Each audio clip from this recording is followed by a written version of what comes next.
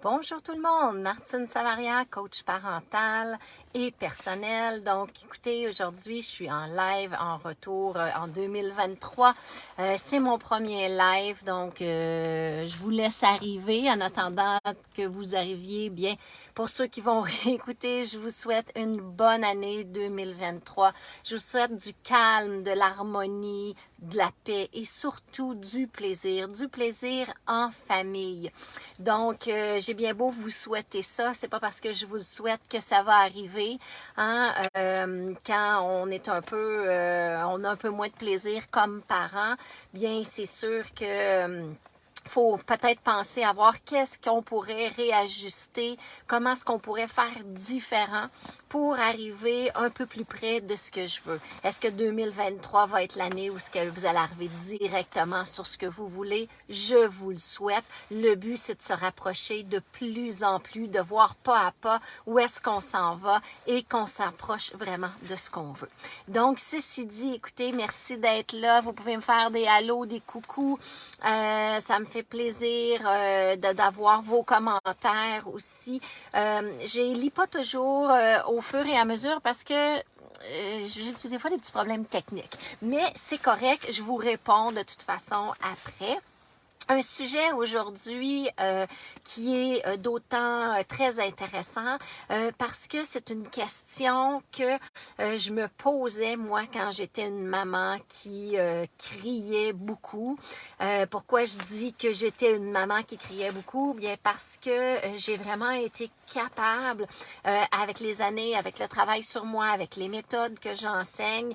Et avant de les enseigner, je les ai mis en place, je les ai peaufinés. Mes enfants ont été le laboratoire et j'ai été capable de me sortir de ça. Donc, c'est pas parce qu'on crie après nos enfants que ça va toujours rester comme ça. Et premièrement, si vous êtes là, c'est peut-être que vous savez que vous criez avec vos enfants. Et si je vous donne juste un point de réflexion, j'aime beaucoup faire ça, est-ce que vous avez toujours crié après vos enfants?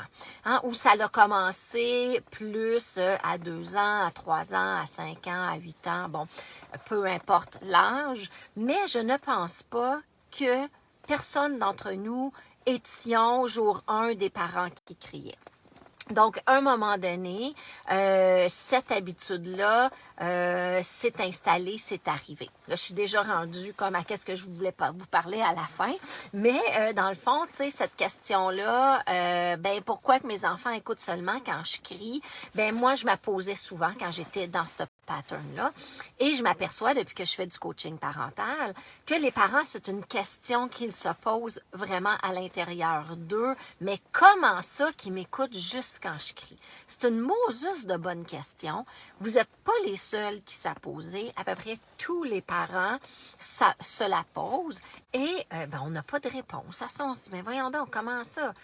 Mais je vais vous répondre. Il y a plein de petites choses que, vous pouvez changer dans ce que je vais vous dire, dans vos façons de faire, et vous allez comprendre de plus en plus pourquoi c'est comme ça.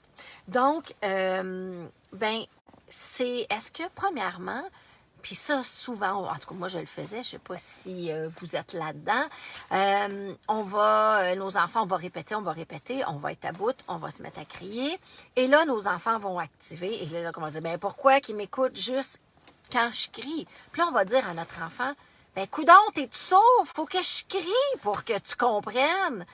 Donc ça, première chose, même avant d'arrêter de crier, la désintox avant d'arrêter de crier, parce que c'est un peu ça, c'est comme un peu une désintox.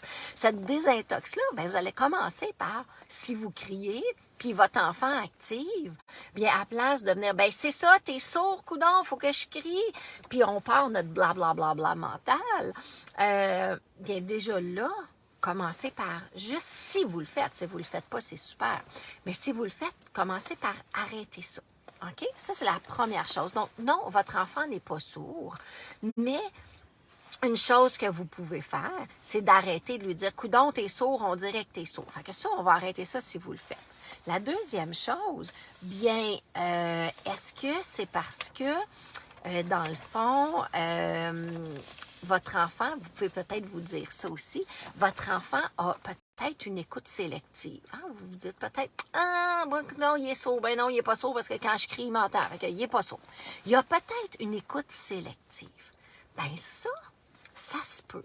Pourquoi que ça se peut qu'il y ait une écoute sélective? C'est que nous, en tant que parents, on veut le bien de notre enfant. On veut être en connexion avec lui, on veut être en relation avec lui, on veut se faire aimer de lui, on veut qu'il nous aime. Donc, on est beaucoup à parler. Et des fois, on parle trop. Et nos enfants, c'est comme un peu, tu sais, quand on écoute la radio, ben la radio, elle fonctionne. Puis, est-ce qu'on écoute vraiment tout le temps ce que la radio, qu'est-ce qui se passe à la radio? Non, c'est comme un bruit de fond. Fait que nos enfants, c'est un peu ça aussi. Sont tellement habitués de juste entendre notre voix, blablabla, tu fais ci, tu fais ça, puis comment est à l'école, puis puis tu sais, on en met. Qu'à un moment donné, ça vient comme un bruit de fond. Donc, peut-être d'apprendre à choisir vos mots, à choisir les sujets qui sont importants dans qu'est-ce que vous voulez communiquer avec vos enfants. Parce que je vous rappelle qu'on va avoir une bonne communication, on va avoir une bonne relation avec nos enfants. Bien, ce qui est important de faire dans la communication, c'est d'écouter. Donc, si on pose une question à notre enfant, puis les réponses ne viennent pas, plutôt que d'augmenter notre verbiage, bien, c'est vraiment de laisser un temps de pause, puis vous allez voir peut-être que la réponse va venir. Peut-être pas quand vous voulez, comme vous voulez, mais de tout simplement prendre conscience de parler un peu moins, que le bruit de la radio, là, qui est nous, parents, soit pas tout le temps on, puis qui fait que ça fait partie de, puis peu importe ce que ma mère me dit, ou mon père me dit, c'est toujours un bruit de fond, il n'y a pas d'attention qui est là. Fait que ça peut être, oui, une genre d'écoute sélective par notre façon d'être parent, par notre bienveillance qu'on veut donc emmener à nos enfants, qui est un terme très, très à la mode et qui est très, très puissant. Mais il ne faut juste pas prendre n'importe quoi. Il y a vraiment une différence dans la bienveillance, puis il y a vraiment un discernement, il y a vraiment un peaufinage à avoir dans la bienveillance, dans la parentalité positive. C'est ce que je fais, c'est ce que j'enseigne. Et en même temps, dans tout ça, il y a des lignes très, très, très fines et très, très, très minces qu'on peut tomber même en voulant utiliser la bienveillance, tomber dans la parentalité plus conventionnelle. Il y a vraiment une fine ligne qui n'est pas toujours claire, bien expliquée, qui fait en sorte qu'on tombe dans la parentalité conventionnelle, même si on utilise des techniques de bienveillance et positive.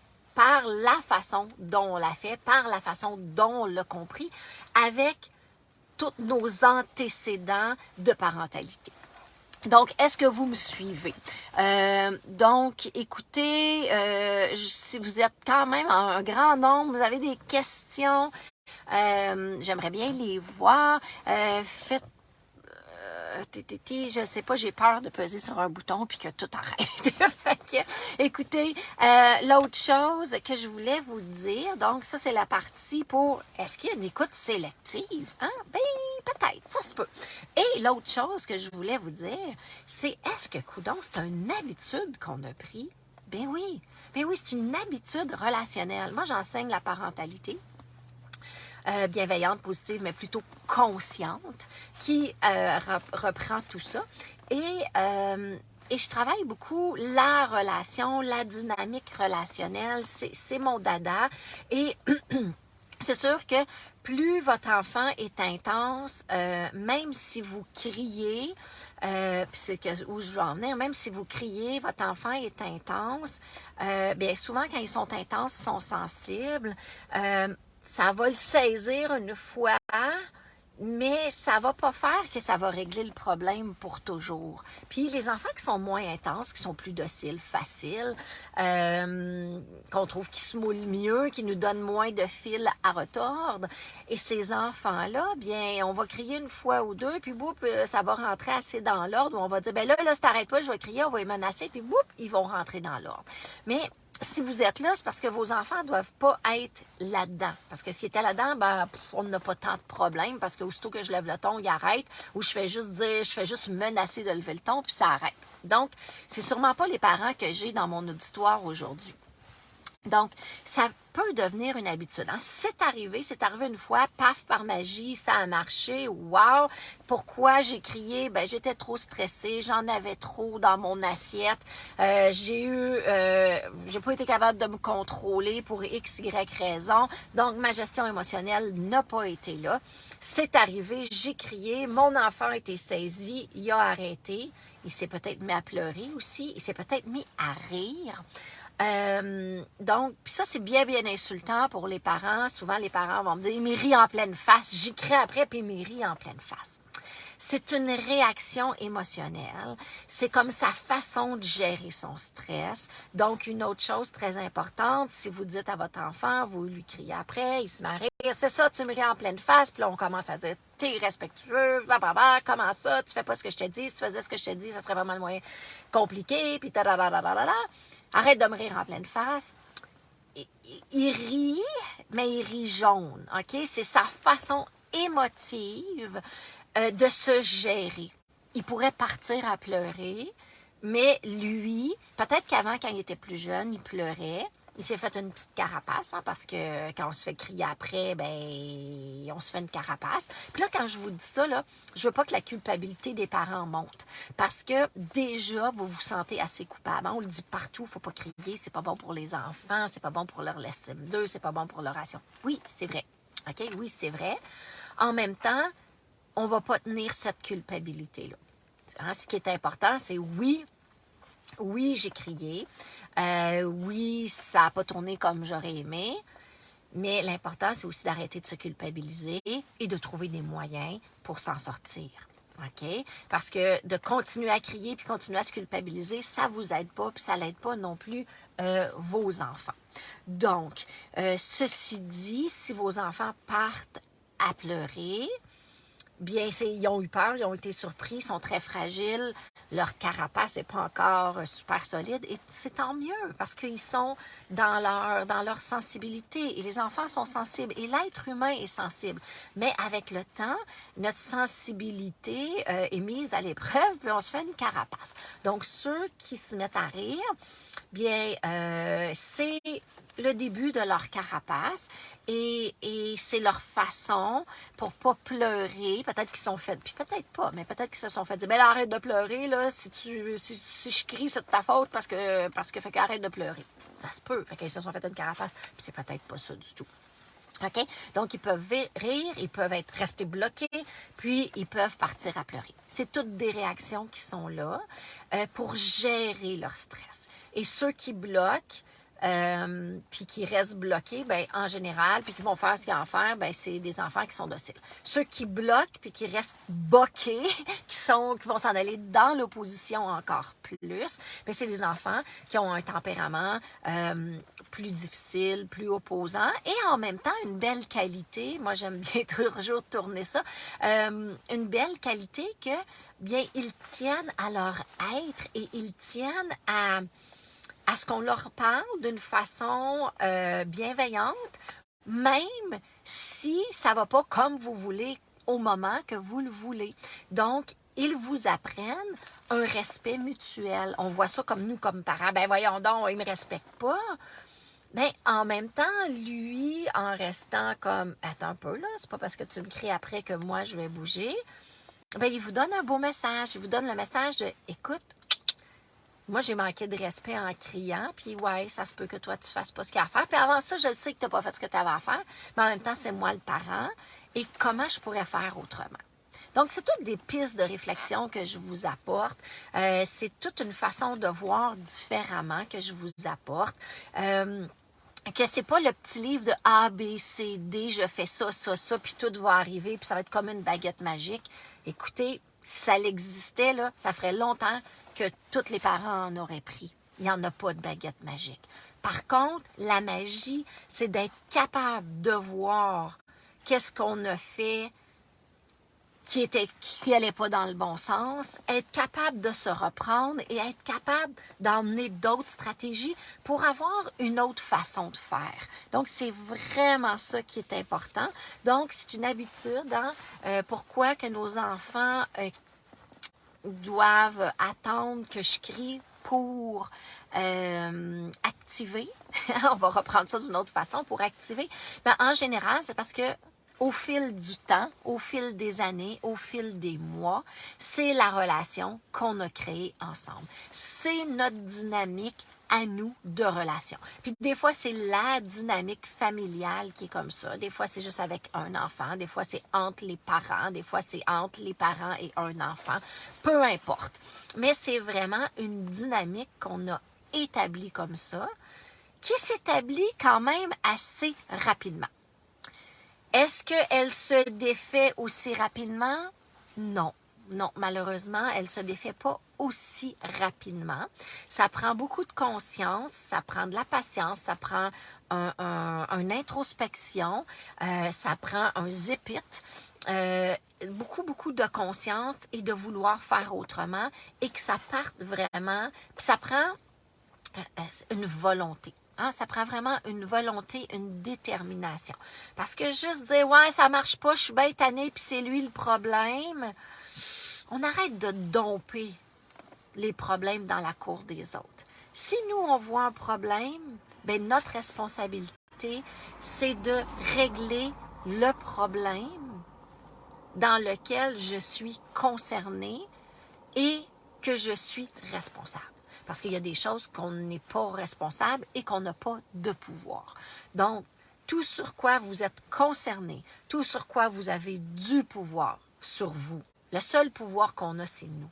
Donc, si vous voyez que vos enfants agissent seulement quand vous criez, c'est de se retourner vers soi et en écoutant le live, dire, moi, là-dedans, qu'est-ce qu'elle a dit, là, Martine, puis que je pourrais mettre en application, puis qui pourrait vraiment m'aider. J'ai aussi un lien qui est supposé d'être là, qui est un guide sur l'opposition, qui va vous donner des façons de parler là-dedans. Donc, je vous invite à le télécharger. Vous avez juste à rentrer votre adresse courriel. Vous aurez le guide dans votre courriel aussitôt. Et lisez-le et il y a vraiment plein de trucs très, très intéressants à aller changer au day-to-day, à prendre une autre habitude. Parce que c'est vraiment ça, c'est de prendre d'autres habitudes. Donc, en gros, bien, c'est mon live d'aujourd'hui. La semaine prochaine, on va se voir aussi, qui est aussi d'autant plus intéressant. Je ne me rappelle plus du titre. Geneviève, si t'es là, tu peux l'écrire, mais Geneviève est peut-être pas là. C'est mon assistante de tout cœur. Que ferais-je sans elle? Quelle perle! Donc, ça se peut qu'elle vous le chatte. Sinon, je pense qu'il est déjà créé en événement. Et je vous invite vraiment à joindre ma page Facebook, mon groupe Parents Zen Facebook. Si vous voulez aller plus loin après mon guide ou maintenant, peut-être que vous avez mon guide, vous voulez aller plus loin, le cours Parents conscients, enfants confiants, parce que quand on est conscient comme parent, quand on crie moins, quand on change nos façons de dialoguer, de parler, bien sûr que tout ça emmène une confiance et une estime chez notre enfant. Et c'est un cours, vous avez le choix de prendre le cours avec du coaching. Ça s'appelle le forfait mix ou juste acheter le cours. Et si vous achetez les deux, vous avez vraiment un bon rabais sur le cours. Et vous avez en plus la chance de travailler directement avec moi pour des coachings. C'est un nouveau forfait que j'ai fait un peu avant les fêtes. Il sort super bien. Les parents sont hyper contents. Si vous avez envie de commencer 2023 différemment, bien, je vous invite à aller regarder ma page sur mon site internet. Facile à trouver, martinesavaria.com. Et puis, sur ça, bien, je vous laisse. J'ai vraiment hâte de vous voir la semaine prochaine. Mettez en pratique. Puis, je vous dis, je suis toujours surpris. Dans le temps des fêtes, j'ai eu, je pense que je souhaitais Joyeux Noël au groupe ou à la page, ou ben aux deux même. Et j'ai eu un super beau témoignage d'une dame que je connais pas, avec qui je n'ai pas travaillé en privé, mais elle me suit depuis quelque temps et elle dit que j'ai transformé sa vie. En me suivant, en appliquant les trucs. Donc, je trouve ça vraiment intéressant et j'en ai fait ma mission de vie parce que moi, j'étais une maman qui criait. Tu sais, peut-être qu'il y a des coachs parentales qui font semblant que leur vie est extraordinaire puis sont super bons. Mais moi, j'ai tout appris. J'ai tout appris sur le tas et pourtant, je pensais que j'étais extraordinaire, que j'aurais pu être extraordinaire comme maman parce que j'étais prof en adaptation scolaire et en plus, j'avais des neveux, des nièces depuis l'âge de 7 ans. J'ai 12 neveux et nièces et je me sentais vraiment prête, puis je disais, moi, je vais être top-notch comme mère. Et ben je me suis vraiment trompée. Et en tout cas, j'étais pas celle que je voulais être. Et puis, j'ai fait un chemin. Et puis, c'est ce que je vous enseigne. Donc, ma maison, mes enfants, moi, sommes un laboratoire pour vous, pour mes clients, pour transformer la parentalité, pour travailler main dans la main avec nos enfants, parce que nos enfants sont vraiment, mais vraiment, des grands maîtres pour nous et des grands enseignants. Donc, plutôt que de vouloir les contrôler, prenons le temps de les écouter. Prenons le temps d'écouter leurs messages. Prenons le temps de faire une introspection de tout ce qu'ils viennent relever chez nous pour être une meilleure personne et les emmener à être une meilleure personne. Donc, c'est ma philosophie. C'est ce que j'avais à vous partager aujourd'hui pour mon premier live de 2023. Très heureuse de vous retrouver en grand nombre sur l'heure du midi. Et puis, on se revoit avec la semaine prochaine avec un autre live. Et je vous lance plein d'amour, plein de bisous et bonne pratique. Bye bye!